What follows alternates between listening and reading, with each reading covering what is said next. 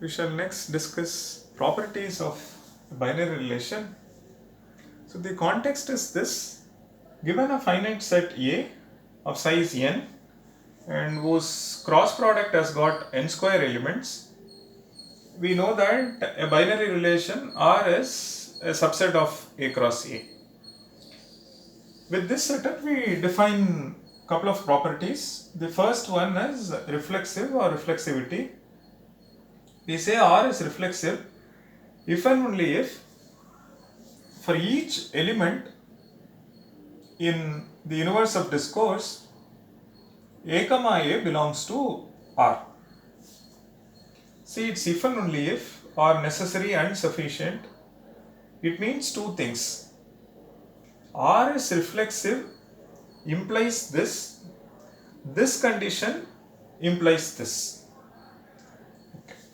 Equivalently, so for each A belonging to this, A comma A belonging to R implies R is reflexive. That's the first condition. Second one, I've taken this as part of the first condition, then I said R is reflexive. What is the second one? Second one should be R is reflexive implies for all A this one.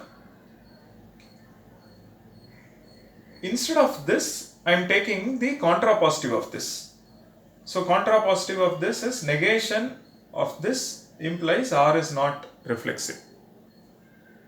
And if you bring the negation inside, you get there exists A belonging to this, and negation of this is A comma A does not belong to R, implies R is not reflexive. So which means this definition says if for each element in A, if A comma A belongs to R, then R is reflexive. Even if there exists at least one element in A for which A comma A is not an R, then you say R is not reflexive. Let's look at a couple of examples before we look at the next property. Let's look at say relation R1 that is say empty set. Then let's look at the relation R2 that is say 1 1, 2 2 and 1 2. And what is our A? A consists of 1 2. Next, look at a relation R3 consists of 1 1, 1 2, 2 1. Then let's look at R4, which is A cross A itself. Now we are asking is R reflexive? So let's look at R2. Definition says for each A in A, you find A comma A in R. First element is A, which is 1, so 1 comma 1 is present. Second element is 2, 2 comma 2 is present. We need not look at other elements. Once you find A comma A in R, we don't look at other elements. You can say R is reflexive. If you look at R3, for 1, 1 comma 1 is present, but for 2, 2 comma 2 is not. So there exists A such that, which is 2 in our case now, such that 2 comma 2 does not belong to R, implies it is not reflexive. Let's look at empty set, and 1 comma 1 is not present, 2 comma 2 is not present. Even if you find at least one such that x comma x or A comma A is not present, you say it is not reflexive.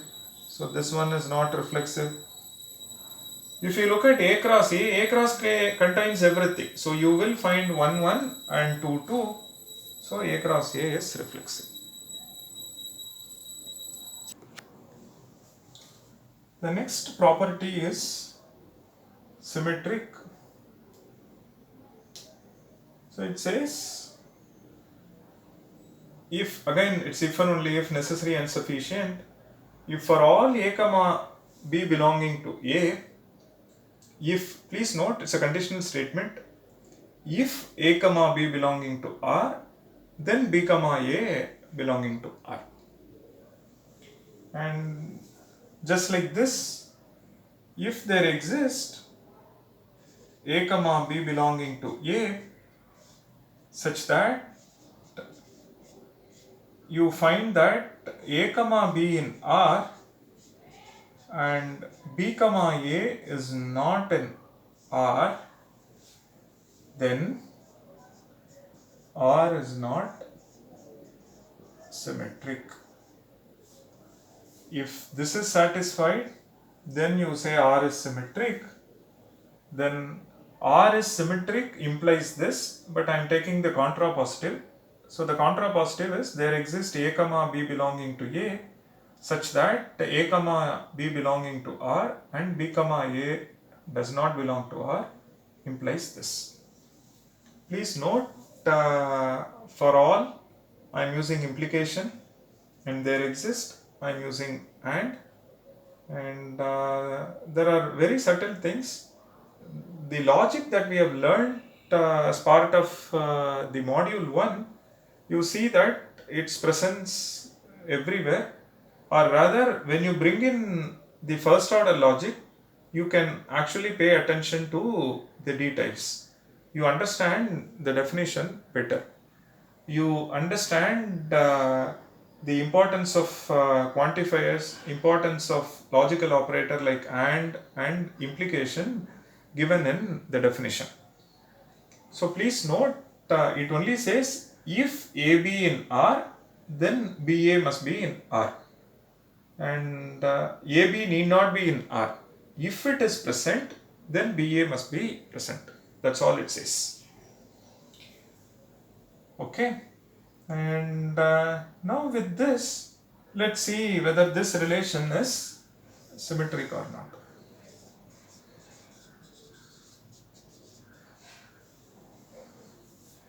Let's look at R2.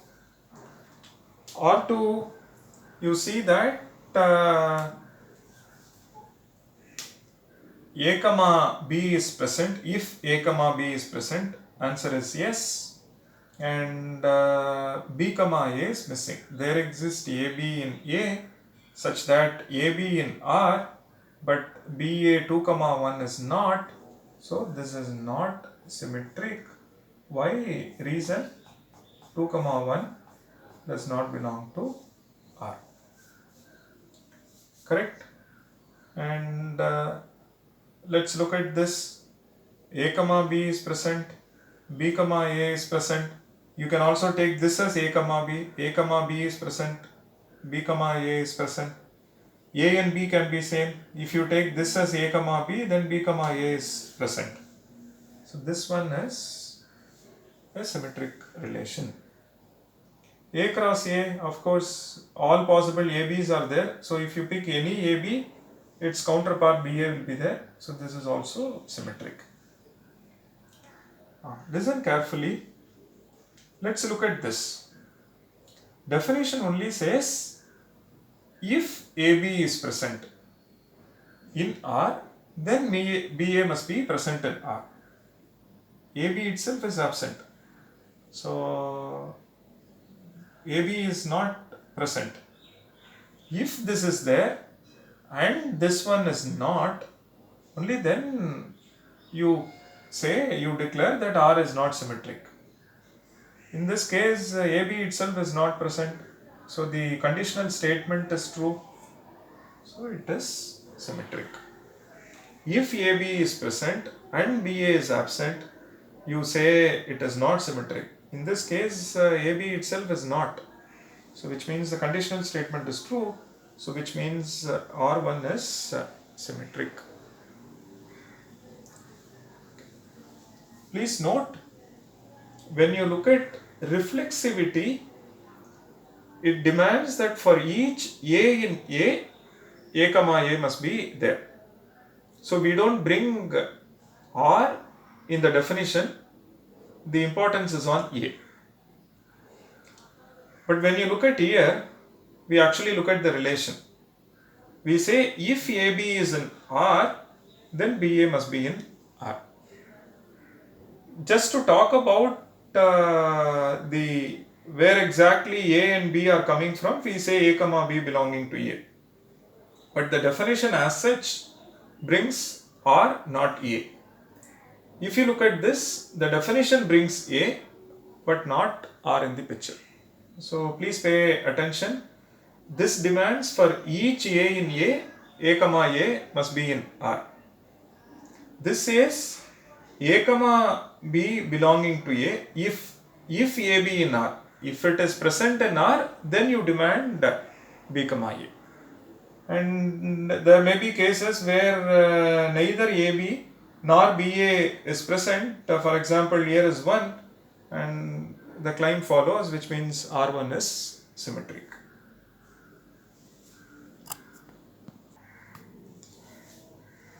Let's look at some more case studies to understand these two definitions better. R1 is set of pairs A comma B such that A is less than or equal to B. What is my inverse of discourse? That's precisely the set of natural numbers. So A and B are related if they satisfy this condition. Correct? Now, which means what kind of example, if you look at it, something like R1 contains 1 comma 1 and 1 comma 4 and 1 comma 100 and 2 comma 20 and 5 comma 500, A less than or equal to B. So you will also find 1 1, 2 2, 4 4 and like that you will find. Correct? So for each A is less than or equal to A, so A comma A belongs to R, so R1 is reflexive. Fine. So 1 comma 4 belongs to R because 1 less than or equal to 4. When do you place 1 4? Because 1, if it satisfies this condition. But 4 is not less than or equal to 1. Correct? So A comma B belongs to R, but B comma A does not. So this is not. Reason: 1 comma 4 belongs to R, but 4 comma 1 does not belong to R. You just have to give one counter example because it only says there exist AB 1 and 4 such that 1 4 belongs to R and 4 1 does not. Then you say R is not symmetric. Let's look at this. A divides B. So example, again inverse of discourse is natural numbers. 1 divides 1, 2 divides 1 and so on. And it's A divides B, which means if you look at B by A, the B by A leaves remainder 0. So 2 divides 4 and 3 divides 18 and so on. Again 1 1 2 2 3 3 of all present, but this is not symmetric. Simple reason is 2 comma 4 belongs to R, but 4 comma 2 does not belong to R. Correct?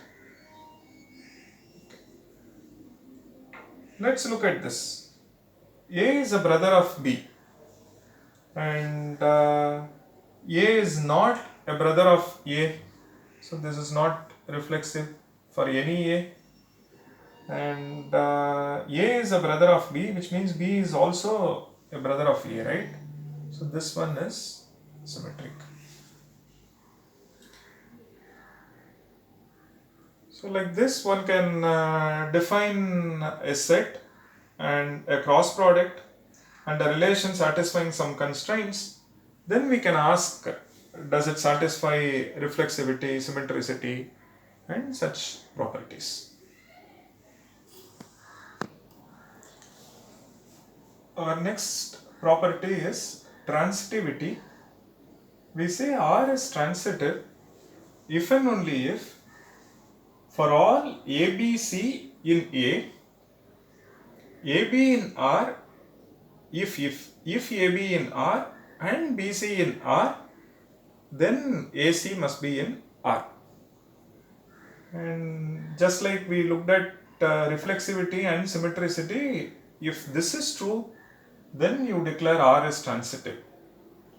There exists ABC in A such that there exists ABC in A such that AB belonging to R and BC belonging to R and A comma C does not belong to R, then you declare R is not transitive. Okay, so AB in R and BC in R, but the transitive pair AC is not there, then you say R is not transitive. So let's look at an example. For example, A is say 1, 2, 3 and my R1 is 1, 1, 2, 2 and R2 is 1, 2, 2, 1, 2, 2. R3 is A cross A, R4 is empty set. So the first one, if you see AB is present and BC is present, AC is present, all can be same. They need not be distinct, all can be same. And so if you look at AB, BC and AC is present, if you look at any pairs, so this one is true. So if you take this one to be AB, this one to be BC, then AC is 1, 1, but 1, 1 is not present. So this is not. If you take 2, 1 and 1, 2, then 2, 2 is present. But it says even if you find one ABC such that AB is present, BC is present but not AC, then it is not. So R is not transitive. Reason: 2, 1 belongs to R, 1, 2 belongs to R, but sorry, it's other way. So 1, 2 belongs to R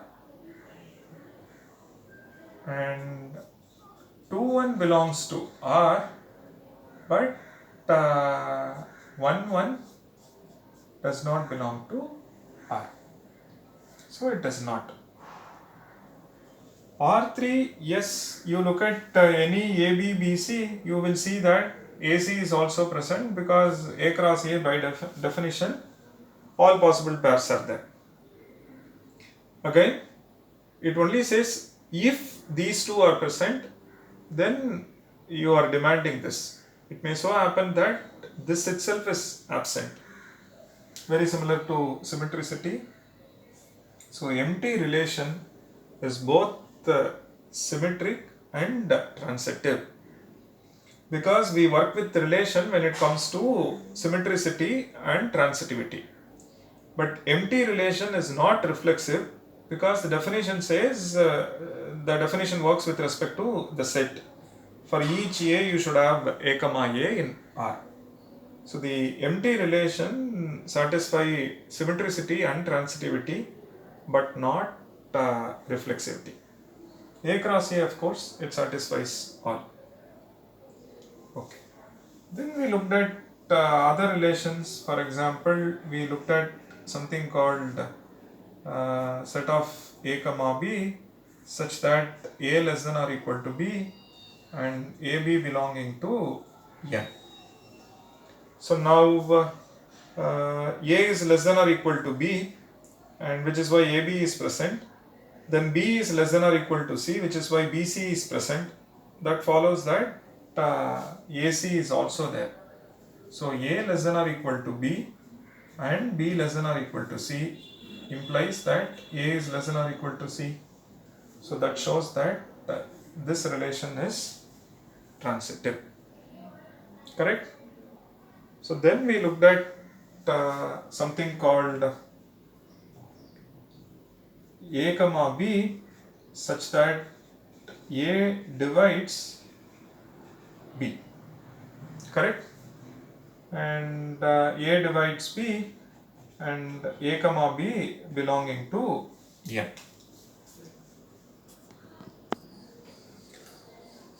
So A divides B, which is why A comma B is present. So A divides B and B divides C. So which means B by A leaves remainder 0 and C by B leaves remainder 0. This implies that A divides C. So 2 divides 4 and 4 divides 16, which means 2 divides 16. So R6 is transitive. This is true for any ABC. Then we looked at a brother of R7, which is A comma B, and A is a brother of B. So A is a brother of B, B is a brother of C, which means A is a brother of C. So A is a brother of B and B is a brother of C, which means A is a brother of C. So R7 is also transitive.